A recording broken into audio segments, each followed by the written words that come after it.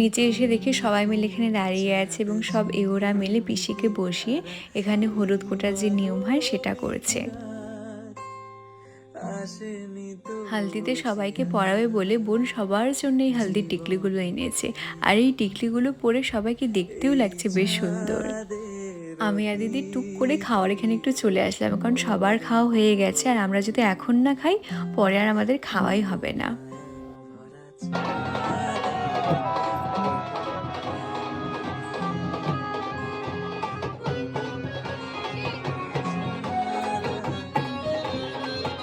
বোনকে tata bye bye বলে আমরা বেরিয়ে গেলাম, কারণ বোন তো আর যেতে পারবে না। আমরা এখন সবাই মিলে যাব হচ্ছে জল ভরতে।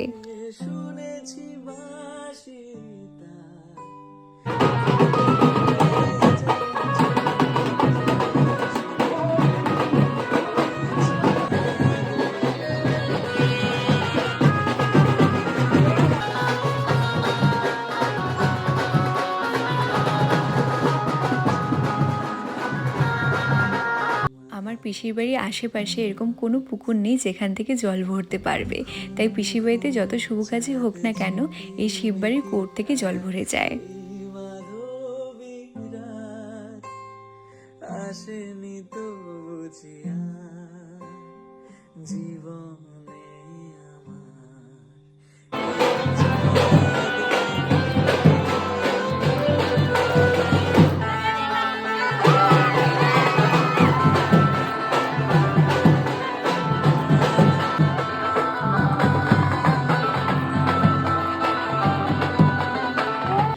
আমরা বেরোনোর সময় বোন আমাদের বারবার অ্যালার্ট করে দিয়েছিল যে তোরা তো সবাই সারা রাস্তা জুড়ে নাচবে, আমি তো নাচতে পারবো না, কিন্তু বাড়ির সামনে এসে কিন্তু আমায় ডেকে নিয়ে যাবে, আমি কিন্তু নাচবো।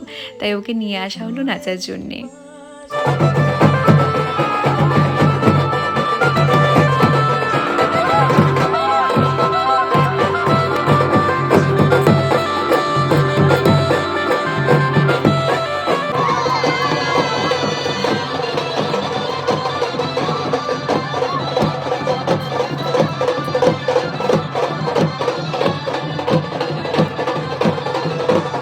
নিচে আরও কিছু নিয়ম ছিল, সেগুলো করে পিসির বাড়িতে নিয়ম হচ্ছে জামাই নাকি মেয়েকে নিয়ে যায় হচ্ছে স্নানের ওখানে।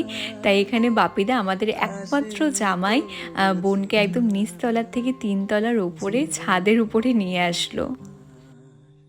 এই চাঁদের তিথিরে বরণ করি। তারপর আমি সবাইকে একদম চারিপাশ দিয়ে সরিয়ে দিয়ে যে সবাই একটু সরে যাও, বোনের হালদির ফটোশ্যুট